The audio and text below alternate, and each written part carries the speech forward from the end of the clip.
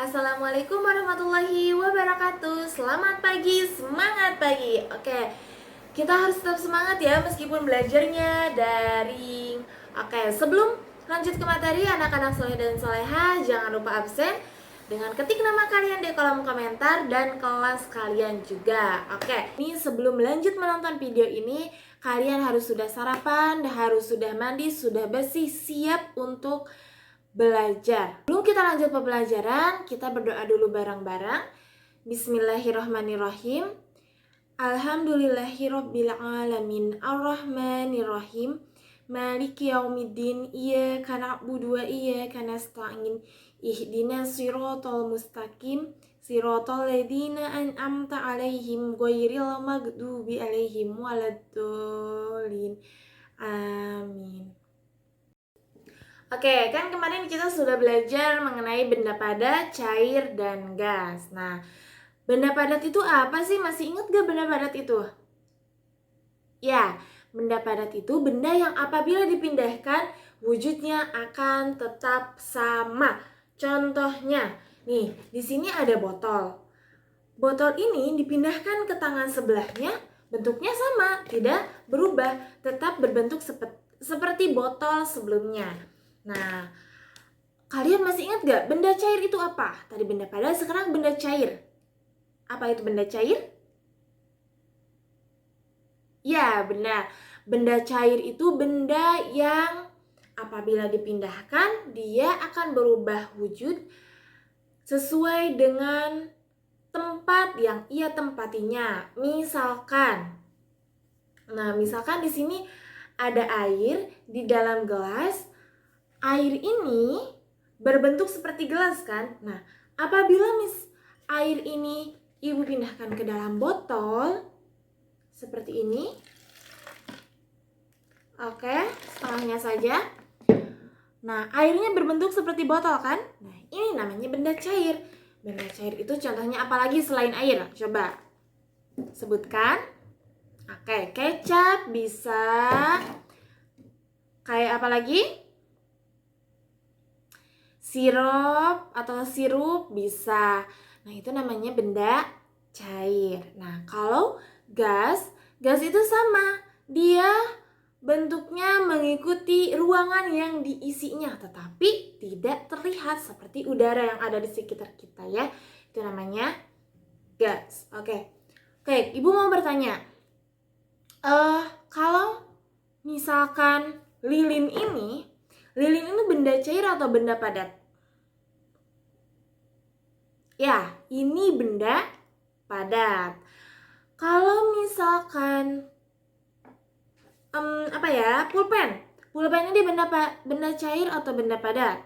Ya, ini benda padat karena jika dipindahkan akan tetap sama. Oke, kita lanjut ke materi selanjutnya. Sebelum kita lanjut ke pembelajaran, kita tepuk semangat dulu ya, kayak yang seperti biasa kita dilakukan di sekolah ketika ada luring ya. Oke, kita tepuk semangat dulu bareng-bareng. Anak-anak ikuti juga di rumah, kita tepuk semangat dulu. Tepuk semangat. Semangat.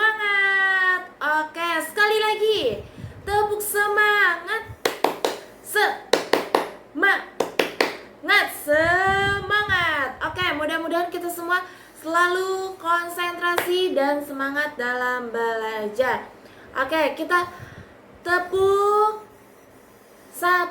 Kalau misalkan tepuk 1, kalian bilangnya tepuk 1. Yes, tepuk 2. Oke, tepuk 3. Semangat. Tepuk 4. Konsentrasi. Tepuk 5. Siap belajar. Oke, siap ya. Oke, mulai. Tepuk 1. Yes. Tepuk 2. Oke. Tepuk 3. Semangat. Tepuk 4. Konsentrasi. Tepuk 5. Siap belajar. Oke, udah siap belajar ya.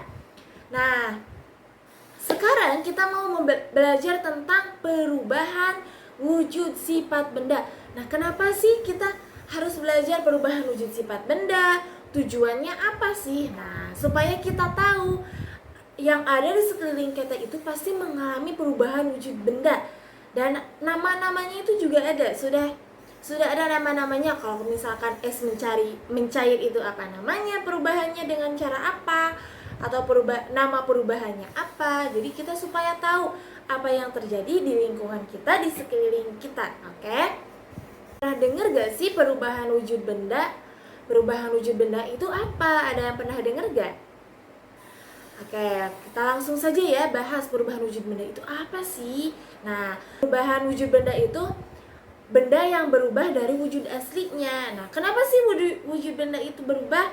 Nah, ada yang tahu gak kenapa wujud benda atau kenapa benda itu bisa berubah? Karena apa? Nah, faktor-faktor perubahan wujud benda yaitu ada yang pertama, perubahan wujud benda karena dibakar. Nah, contohnya kayu. Kayu kalau dibakar asalnya bentuknya panjang, besar. Jika dibakar akan lebur, akan menjadi abu. Begitu juga kain, kertas, kalau dibakar bendanya akan berubah, akan menjadi serbuk-serbuk abu. Terus yang kedua, faktor kenapa benda itu bisa berubah, yaitu karena dipanaskan. Karena dipanaskan, jadi benda itu berubah. Seperti lilin. Lilin kalau dibakar pasti berubah dan akan mencair. Oke?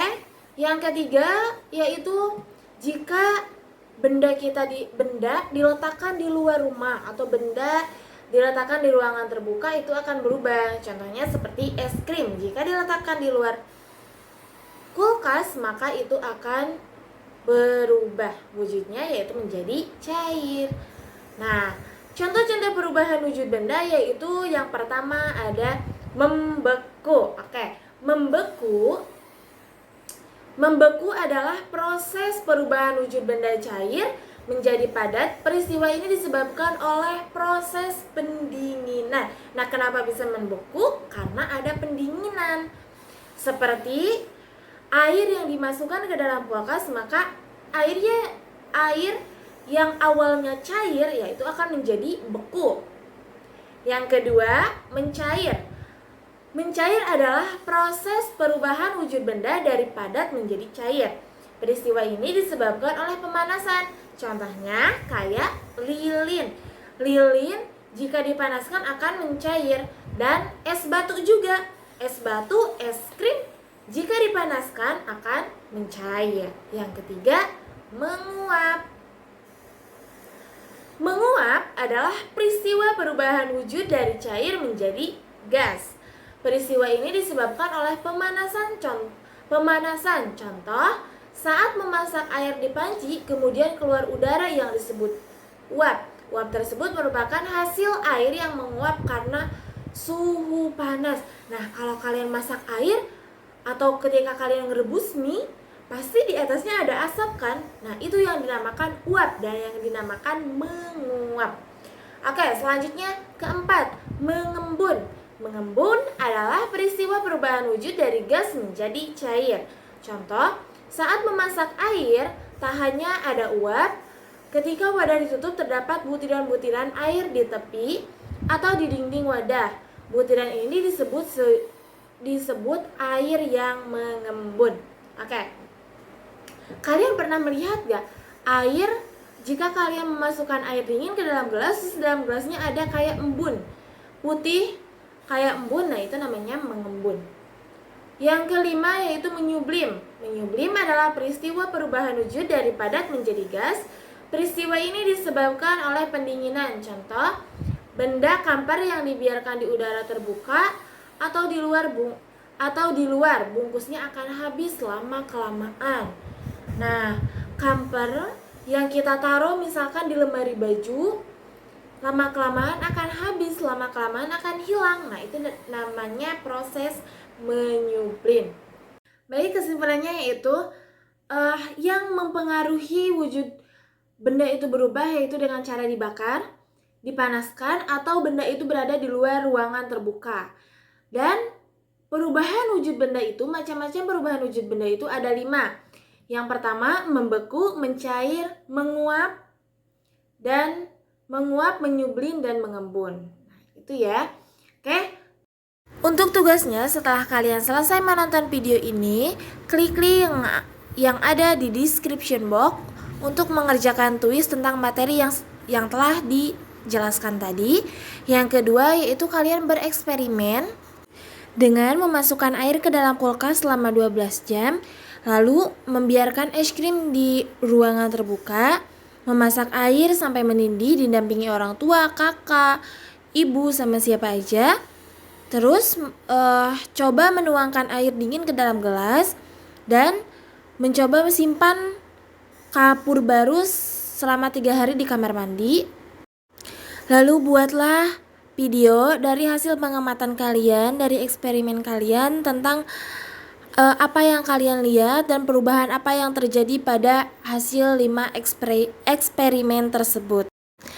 Baik, sampai di sini belajar kita hari ini. Sampai jumpa di lain hari. Semangat mengerjakan tugasnya dan tetap jaga kesehatan, tetap belajar di rumah ya. Dan jangan lupa setelah selesai menonton video ini, klik link yang ada di description box, isi kuis tentang materi hari ini. Alhamdulillah materi hari ini selesai.